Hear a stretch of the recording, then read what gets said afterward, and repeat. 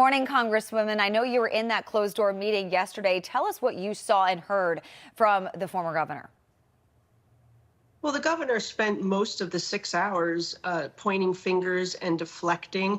I got to tell you, the order that we were talking about, March 25th directive from the Department of Health that had both his name and the health commissioners at the top of the stationery, he blamed everybody and took zero accountability. So first he blamed some staffer, an unknown staffer in the Department of Health, saying that neither he nor the health commissioner signed off of it or were aware of the directive.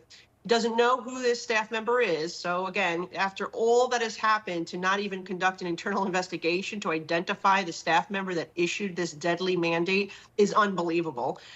Then he tried to blame the federal government, CMS and CDC guidelines, saying that he mirrored the directive on that, except the problem is the federal government's guidelines were a recommendation. It was saying you can do this. It did not mandate that nursing homes take positive patients if they could not care for them, did not have the proper PPE, the staffing levels, or the ability to separate them if they were positive with the negative. Yeah. And the third thing is he actually went so far to blame the nursing homes themselves, saying that they could have rejected these patients if they could not care for them, which certainly was not anywhere in the directive. And that was not the understanding of any of the nursing homes that I represent or those across the state of New York. Yeah, blaming everyone but himself. Take a listen to Cuomo back in April of 2020, claiming he does not know whether COVID patients were allowed to be admitted to nursing homes a month, as you said, after his office put this directive in place. Take a listen to this. If you are tested positive for the virus, are you allowed to be admitted to a nursing home is the question. Or readmitted? Yeah. It's a good question. I don't know.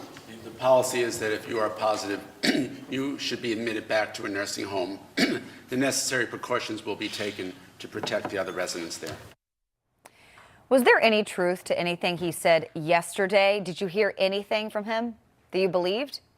Well, no, there were a lot of questions left unanswered, but a lot of new questions that have resulted because, again, he spent most of the time pointing fingers and blaming everybody around him, whether it be the President of the United States or the state legislature or the nursing homes or the various federal agencies or maybe this low-level staff member at the Department of Health who we are yet to identify, but we're working toward that. I think a lot of what he said is not necessarily in sync with what others in his administration have told the committee. So we need to drill down to find out who is being dishonest. But I think a lot of it was trying to deflect accountability. And I will say this, we asked him straight out whether he apologizes for this directive, whether he is, sorry that this directive went forward, and if he could change it today, knowing what he knows now and the thousands of deaths that followed.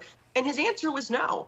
His answer was he would have explained it and communicated it better. So again, the nursing homes, right, because that's who he's trying to blame here, could understand that they could reject people if they could not care for them, which was certainly not the language that was put in that directive. They could not reject them. And even when we raised those concerns at the time about the lack of PPE, the inability to test, because they were prohibited from testing those individuals coming into the nursing home. Remember, that was the other thing his directive said. We did not get the response we expected from the executive chamber.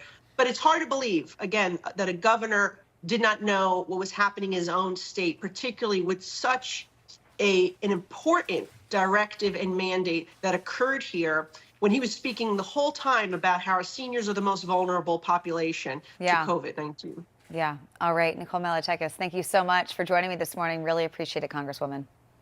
Thank you.